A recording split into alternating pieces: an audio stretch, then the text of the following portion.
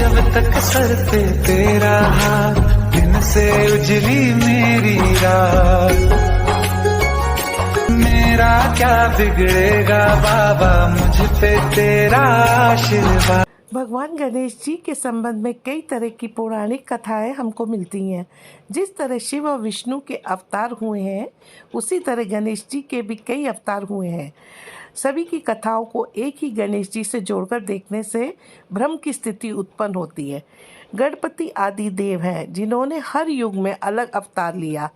आज हम आपको ये बताएंगे कि किस युग में गणेश जी ने कौन सा अवतार लिया था। गणेश जी के 12 प्रमुख नाम हैं: सुमुख, एकदंत, कपिल, गजकर्णक, लंबोदर, विकट, विघ्ननाशक, विनायक, धूम्रकेतु, गणाध्यक्ष, भालचंद्र और गजानन।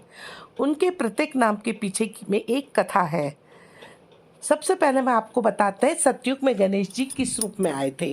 गणेश जी सतयुग में सिंह पर सवार होकर प्रकट हुए थे।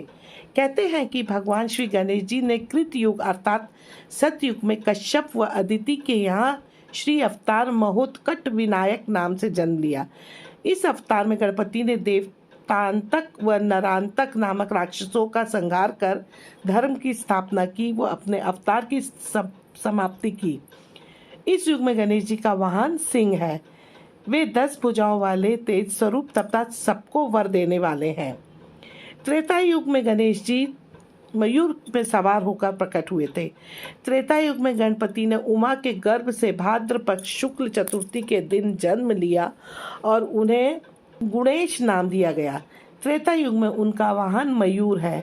वर्णन श्वेत है तथा तीनों लोकों में ये मयूरेश्वर नाम से विख्यात हुए और 6 भुजाओं वाले हैं। इस अवतार में गणपति ने सिद्धू नामक एक जो राक्षस का विनाश किया, वो ब्रह्मदेव की कन्याएं रिद्धि व सिद्धि से विवाह किया।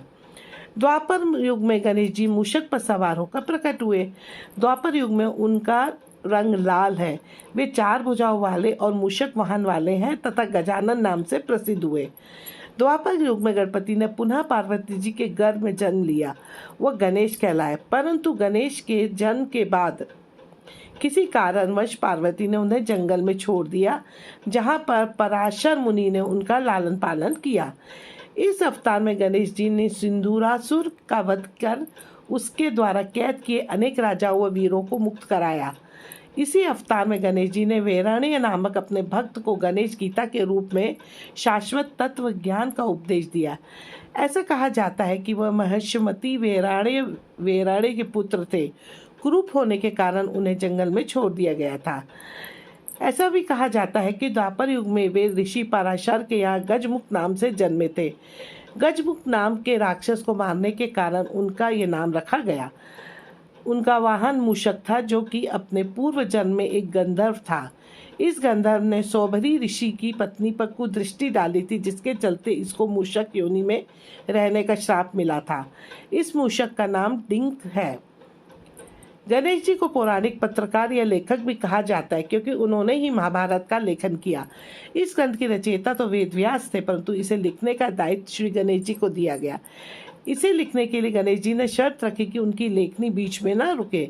इसके लिए वेदव्यास ने उनसे कहा कि वे हर श्लोक को समझने के बाद ही लिखें। श्लोक का अर्थ समझने पर गणेश जी को थोड़ा समय लगता था और उसी दौरान वेदव्यास अपने कुछ जरूरी कार्य पूर्ण कर लेते थे। कलयुग में गणेश जी कलिकात में घोड़े पर सवार होकर आएंगे। ऐसा कहा जाता है श्री गणेश जी कलियुग के अंत में अवतार लेंगे। इस युग में उनका नाम धूम्रवर्ण या शूपकर्ण होगा। वे देवदंत नाम के नीले रंग के घोड़े पर 4 भुजाओं से युक्त होकर सवार होंगे और उनके हाथ में खड्ग होगा।